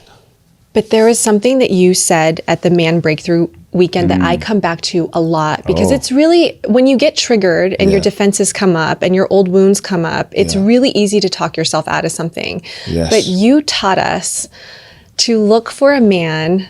This is good. Let's so hear it. Good. This Remind is what everyone needs to hear. You told us to look for a man who had a spiritual connection. Who was connected to something outside of himself. Otherwise, he would always look for that external freedom. And that was my experience prior to the Man Breakthrough weekend. And every time my partner and I get into a conflict, we meditate, we do breath work together, we get out of our egos, we try to communicate from a compassionate place, we try to get into each other's perspective. And to have a man who will do that work with me and who will look at himself and take accountability and go into his defensive patterns and connect to something else and feel that freedom, I'm like, I think I'm doing Kute right now. Yeah. You know? But can you talk about why it's so important for men to have that connection? Wow. We all have masculine and feminine inside of us, right? But for the masculine, the deepest masculine drive is freedom. And so the masculine part of us, but we'll talk about men. For the masculine, there's a drive for freedom. Freedom. Yeah. You know, freedom. I want freedom. So the degree to which a man is identified, which so much of the matrix in the world conditions us all to be identified with himself as this body, as his ego. Yeah. He will not be free. He will not feel free. And so when society conditions him to be the ego, be the ego, be the ego, be the ego, you're this, you're this, you're this, and he's like, yeah, I'm a man.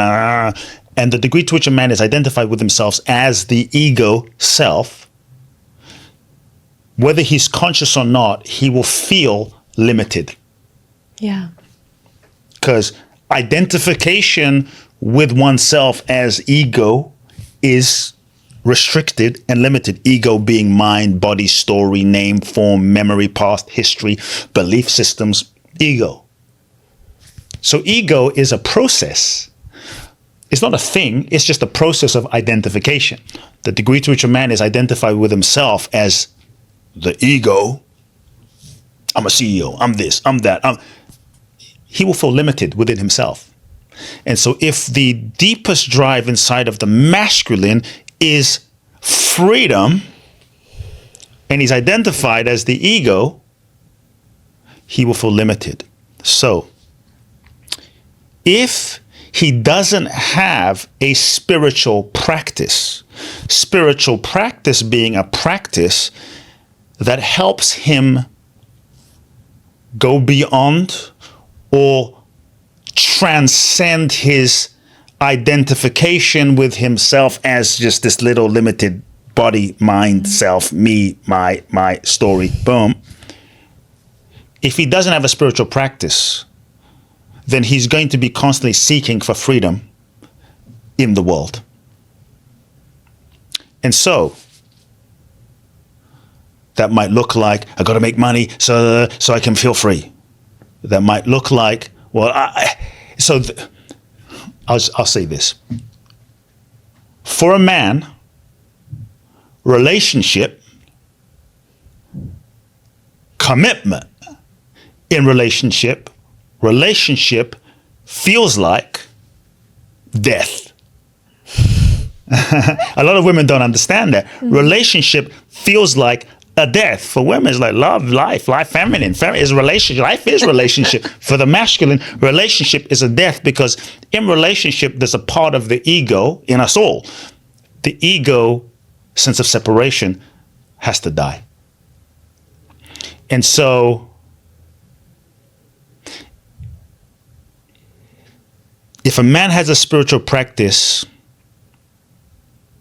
he's transcending his identification to his own self. He is then able to access a dimension of freedom within himself. Because typically, he's seeking for freedom in the world, in relationships in the world, but he forgot his true nature. And his true nature is he is freedom. His consciousness is freedom. He is freedom, but he's been so conditioned by society, life, trauma, the matrix, be like, no, you're this little limited body. And so now, but his essence is freedom. So through his meditation, his spiritual practice, he transcends his little limited identification with his ego, and he's able to tap into that transcendental dimension of his being, which is, oh, I am freed. I am freedom. Yeah. His spiritual practice is what enables him to die. Meditation is a process of dying, which is why we often run from it, right? The ego runs from meditating because we have to die. And so when he's meditating and has a spiritual practice, he's dying to himself, accessing the dimension of his being that is freedom. He is already free. He's already free.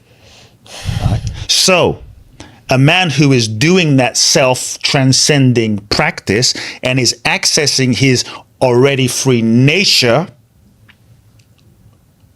increasingly ceases to look for freedom in the world. Mm-hmm. And so, you see, why men often sometimes find it challenging in relationship to commit is a bit stereotypical, or the masculine inside of us, but we're talking about men, is because for him, relationship is death. So some women might have had this experience. You meet a guy, you fall in love, oh my God, and you run towards each other. You're getting so connected, so close. You had an amazing close. Oh my God, this thing, commitment. And then he just runs away. Yeah. He disappears, ghosts, runs away. Because he ran into your heart. He ran into your heart as a woman, your feminine. He ran into the relationship. He ran into your heart. And actually, this part is a compliment. But he saw his death. Mm-hmm. He saw his death in your heart. And it scared the hell out of him. Yeah. It's like, oh shit, I'm going to die. And so he ran away as an ego self-preservation mechanism. But if he has a spiritual practice, he's always dying to himself anyway. So then, rather than sabotaging or running away or being afraid of committing to you as a woman in relationship and the structure of relationship, he realizes that the structure of relationship is not a limitation on his freedom, because he is freedom. Right. Right. I feel. Does that make sense? It makes perfect sense. And when I think of men chasing freedom, I think about it in a variety of different mechanisms, right? Women. Yeah. And women for sure. Women work. Look at when a man, ejaculates. Right. There he is. I'm this limitless sense. He's inside of you. He has this boom. For a moment, he feels free. Where did he experience that? With a woman. So he's like, no, I don't want to be in a committed relationship. I just want to. He's seeking freedom. He's seeking freedom from himself in that sexual encounter, that moment, and now he's trying to get that as much as he can. But when a man has a true spiritual practice, he realizes, oh, the real source of freedom is not here, there. The real dimension of freedom is what I am. Mm-hmm. I think it. So he's not afraid to. Basically, he's not afraid to commit. That's what I wanted to get to, because I feel like the universe or the algorithm was serving me a lot of average male podcasters right before we got here. And it was all sort of around the same messaging that relationships and commitment are the lack of freedom. Yes. And my prior self can really identify with that, because I'm more of an avoidant. And what I found through my spiritual practice and my relationship is I feel more free. Yeah. I feel like I'm living life more fully. And I think we have to really change that association to relationships being like the ball and chain, and instead realize that it can help you access more life and more of yourself if you have that practice. Yeah. Okay, I have two more questions for you. Yeah. One that I think is really important for my coaches. Okay. Is enjoying the process instead of just the outcome. And you said something like, a lot of people aren't getting on the bus because they think they should be on the jet. And I was like, oh, mic drop again. And there was a really human experience you had and I think it was like the first event that you gave where you were expecting a room full of people. And I think it's just such a valuable lesson for them. So can you share that story? Well, I was still in 20s, early 20s or so, and I wanted to do a seminar. Mm-hmm. And this is before I'd been to India and gone deep, I'm thinking, because I'm in LA now with you, and it's in Culver City over there, and it's bringing back memories. Basically, I wanted to do an evening event, a seminar, and this is before social media. So I had promoted this event, put flyers up all over LA, and I'm expecting a couple of 100 people, 200 people. And I got to the venue in Culver City near the airport. And I peeked into the room. I had no team. It was just me. And there's 2 people in the damn room at 7 p.m. 2 people. And I'm like, damn, after all that work and everything, 2 people. And I realized that one of these people was my friend, Barbara. So I went up to Barbara and she introduced me to her friend. So basically it was one person. And I said to them, look, clearly no one's here. So why don't we reschedule this and we'll do this again where more people are here and that it'll be more valuable. And my life changed at that moment because Barbara looked at me and she said, what do you mean no one's here? I'm here and I brought my friend here and we want our transformation. So we drove here and we want our seminar. And I said, you're right. I'll be back. And I went to the restroom and I cried because I felt like the biggest damn failure on the planet. You know, like I put my heart, you know, when you put your heart and soul into something, like one person shows up, is like, I'm such a failure, you know, and I cried. But then I remembered in that moment, I remembered back to when I was a little boy and I dreamed of giving seminars. And I would sneak into my father's church and I would give seminars to the empty chairs. No one, pitch black, empty chairs. I'd give seminars for hours, imagining thousands of people, hundreds of people in a room. And there was a pure desire to help people. And that's when I remembered, Kute, if you're here to help people, there are people. And if it's about helping people, then help them. And I put my suit back up, dried my tears, and I went back into the room for 2 people, technically 1. And for the next 2 hours, I gave the best seminar of my life. And I remember giving my heart and my soul. And there's Barbara clapping, and there's the other friend clapping. And they were like an amazing audience, you know, and I just gave them everything I've got. And they left, and I sat in the room, and I really thought about my life and my career and who I am and how I wanted to show up. And that moment really changed me. And that's when I made a vow and a commitment that if it's about being of service to people, not just me serving myself, but if it's about really being of service, then I'm going to really commit to being of service and giving everything I've got, any moment, any opportunity, regardless, because the outcome doesn't matter. The experience, the who I'm being, and me fulfilling and doing my part is what is important. Yeah. That's what really is important. That's what really matters. And so for me, the real service isn't just when you're on stage. It's how you live your life, moment to moment to moment. It's not when you teach a class, when you're doing a retreat, when you're on stage doing a man breakthrough, when you're coaching. If it's about living service, then live service as a way of being, as a way of life, regardless, coaching, not coaching, Starbucks, not Starbucks. This is who you are. And I think as a coach, as coaches, live the service regardless of what's going on. And that's when you come into a whole nother level of alignment. When I came back from India, right, I lived above Air back then, on a friend's couch. And I would sit outside Pan Pacific Park with no money. And I'd pray to God, God, please help me reach, people. I want to reach people. Show me how I can reach people. I do this for 3 months. I don't know if it was God or my soul or something, but all I heard was this voice that said, you're full of shit. And I thought, what the hell? I was not expecting that. And I said, well, okay, what do you mean? Like, I was trying to tap into my intuition. He said, look across the street. And there was a woman walking outside of Air One. Old woman, 80s, 70s.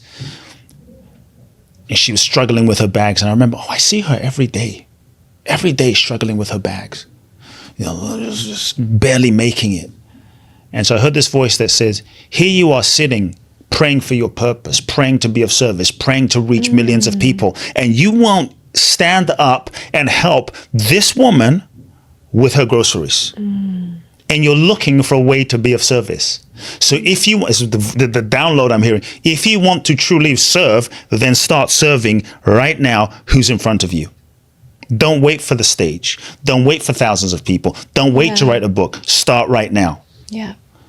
And that's when I got my ass up and I went and helped her. She's a Russian old woman. For coaches, this will be interesting. She's a Russian older lady. She started telling me her life in broken English and teaching me Russian, and kind of adopted me. And for 3 months, I'd help her every day. Wow. I didn't think anything of it. One day, she introduced me to another Russian lady who lived in the building, younger.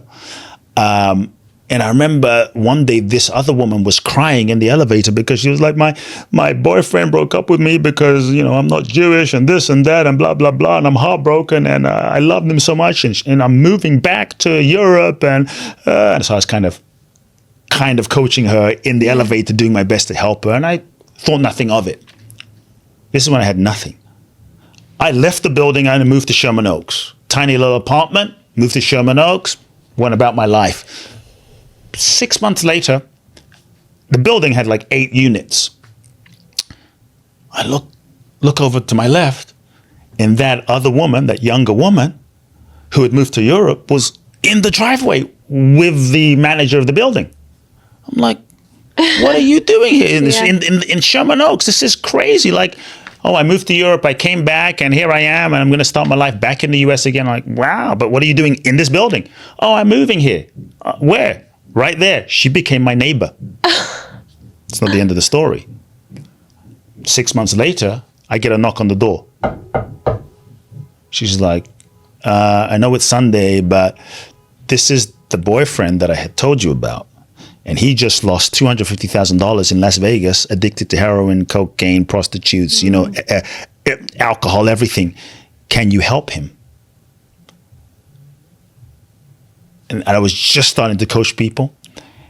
And I heard a voice before I could think that said, yes, bring him on Monday. So, then I closed my door and I prayed, like, how the hell am I going to help this guy? This guy's a train wreck. And that's when I got kind of downloaded a process. Yeah. That process, which was a month, transformed this guy's life. He got sober, clean, everything. Israeli guy. Israelis like to talk when things work. I love them. He referred all of LA to me. Blew up my coaching business. People started coming from around the world to work with this guy that was transforming people's lives one-on-one. That's how my coaching career started. Mm-hmm. Boom. And then I thought about it. This was actually about a year ago from now. I thought about how I started. And I thought, had I never stood up off the bench of the park and helped that little old lady who introduced me to the woman, and that woman introduced me to the guy, and that guy blew up my coaching, I don't know if I'd be here right now, because I could trace so many people, even to my Boundless Bliss and my events and seminars, back to that guy who he referred me to. So we have to start where we are and be of service and respond to the need of the moment, I love that story so much. And because, you tell the story, but I really want people to feel like viscerally what it's like to walk into the room of the seminar where you've put everything into promoting it. You've prepared. Brutal. And it's an empty room. I mean, I can feel that in my body for you. It was brutal. But I know it's so brutal. It was humbling. Yeah, it's so humbling. And that's, the whole purpose. It's called the Mastry Experience. I'm so curious to how people master themselves, master their mindset, self-mastery. And for you to choose in that moment, I'm going to give everything I have and I'm going to switch from my ego to just being of service. That's what I truly believe it takes to have success in alignment. Yes. So thank you for sharing that story. My final question for you, Kute. How do you define your gift?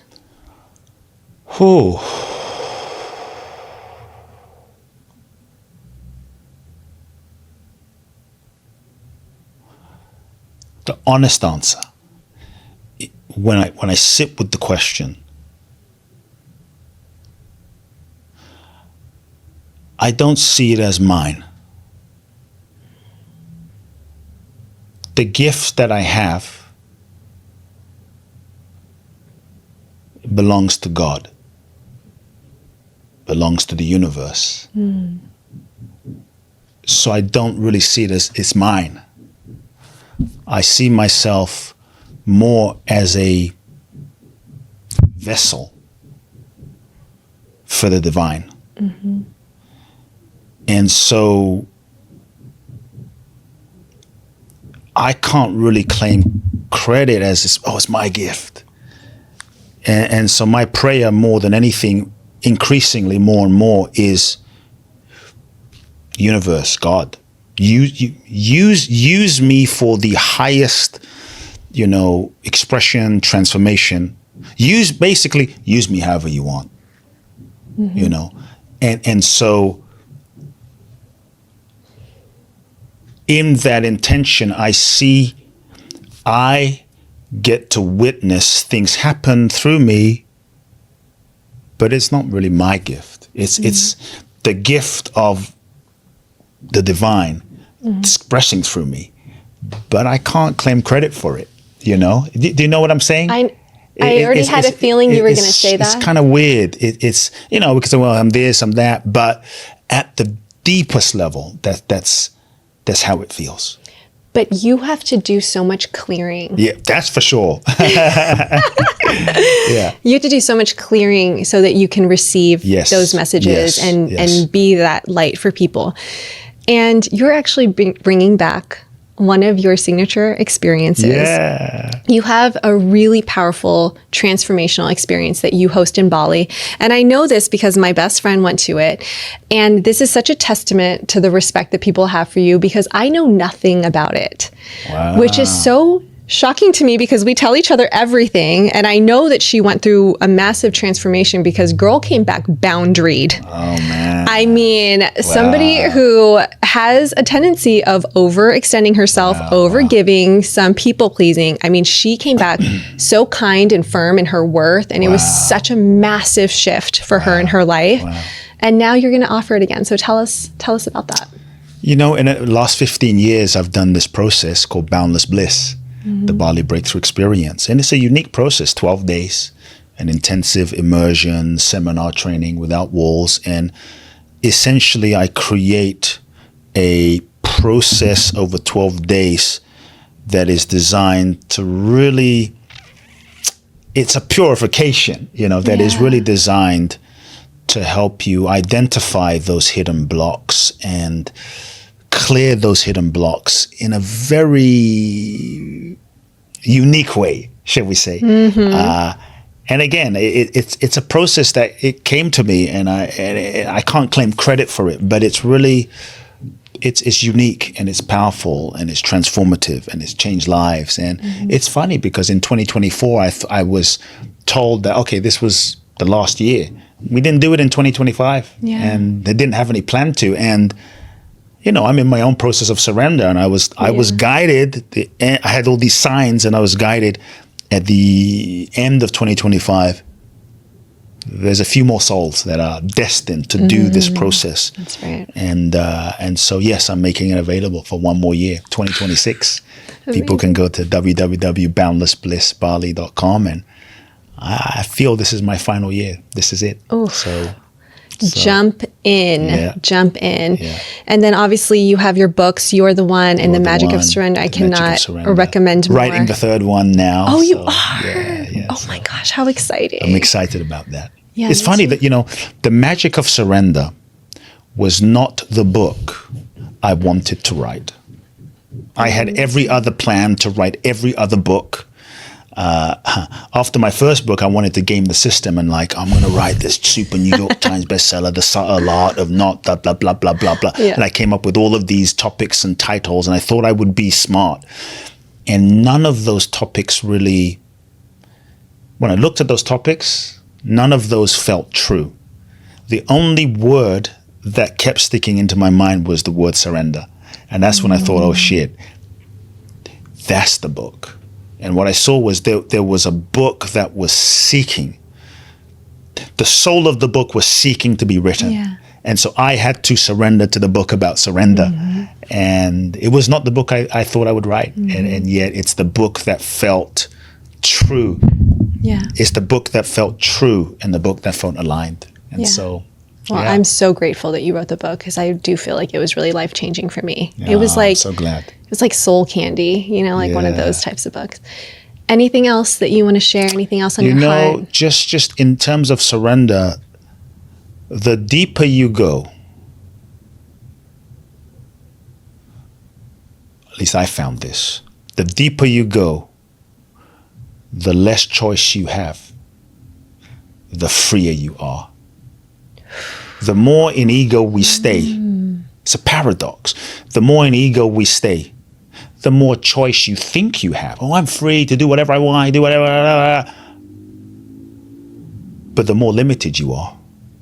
And there's something that happens when you truly surrender yourself to your truth, to life. This is when grace flows. This is when magic happens. Yeah. We all want the magic, but we don't want to surrender. And for me, the surrender is the password, the pathway to freedom.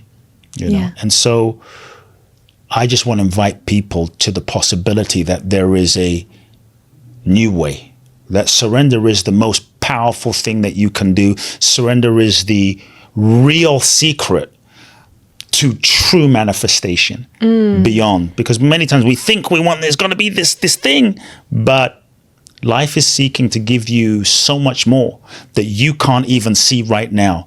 And so I want to invite everyone to open to the more, because if we look at the best things in our life that happened, a lot of it we couldn't have planned. And we often surrender when there's no other alternative. It's like the last resort. Okay, I give up. What if you started from surrender? Start from surrender, and this is when you will see miracles happen. That I can promise people. You will see miracles happen. You know, that's how I met your friend in Bali. You know, can I share this story real quick? Please. So here I was writing the book, and I said, let's see if this surrender shit really works. And I flew back from Bali, right? And in 2017, I flew back from Bali. I landed in LA. I had to fly to Tulum because I was constructing there. I flew back, signed some stuff in LA, and here I am standing at LAX with a little suitcase going, well, I have 7 days, and why don't I travel for 7 days? Why don't I, you know what, I'm going to do a process of surrender, and I'm just going to say yes to everything and see what happens. Because the fear is, if I surrender, I'm going to end up homeless. I'm going to end up in downtown LA on Skid Row, and then like some bad things are going to happen. So I said, let me see if this really does happen or not. What happens if I truly surrender?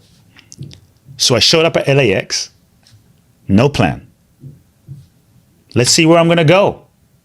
I go to one counter, another counter, another counter. Like, well, they'll tell me, well, the flight to Philippines leaves at this time. The flight to Thailand leaves at Bear in mind, I had just come back from Bali 2 days ago, right? So I said, I am not going to decide. And so I go to the counter thinking maybe I'll go to Brazil, maybe I'll go here, maybe I'll go to Europe, maybe. Sure enough, I stood in front of the counter in Thai Airways, and so the flight was going to Bangkok. Something said, catch this flight. No idea why.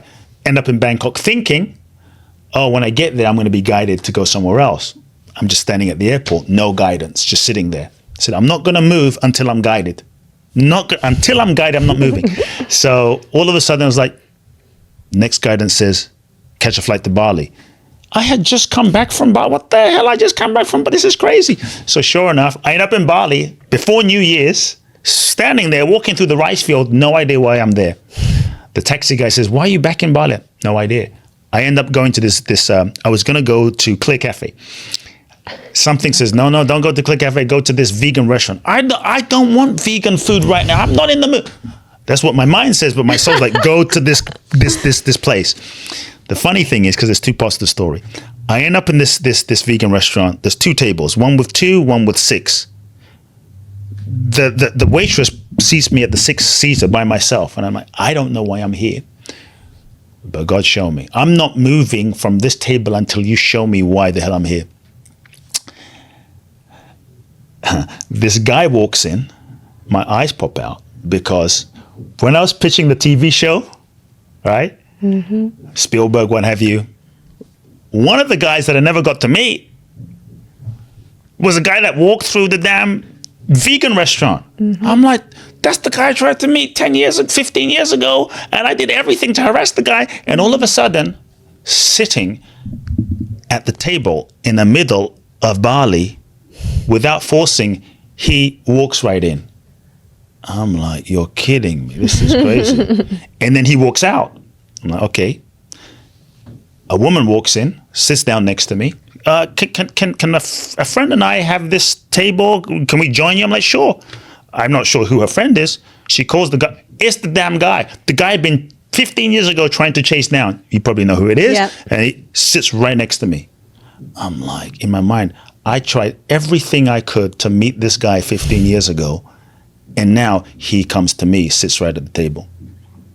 Says, what are you up to?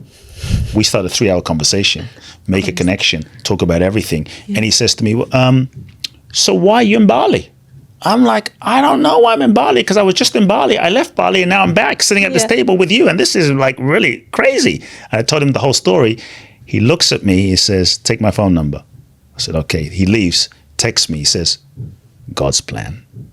God's plan, always bigger than your plan. Mm-hmm. Then I meet Shojin, your friend, because she's like, oh, I saw you talking to, and she says, why are you here?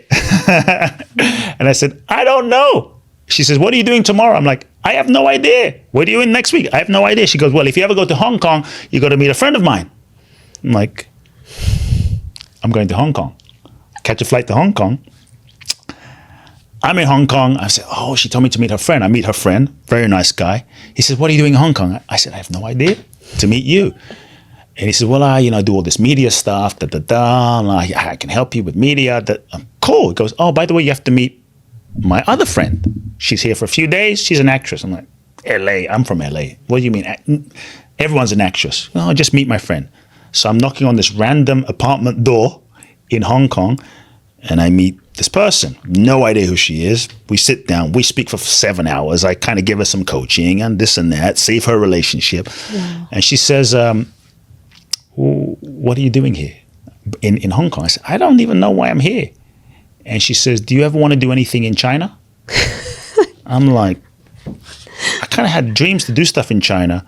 She says, long story short, she was in the biggest grossing movie in Chinese history, bigger than Avatar. And her husband is sort of like the Tom Cruise of China. It's like, we can help you. So the whole point is, when you surrender, life will manifest in ways that you cannot even imagine.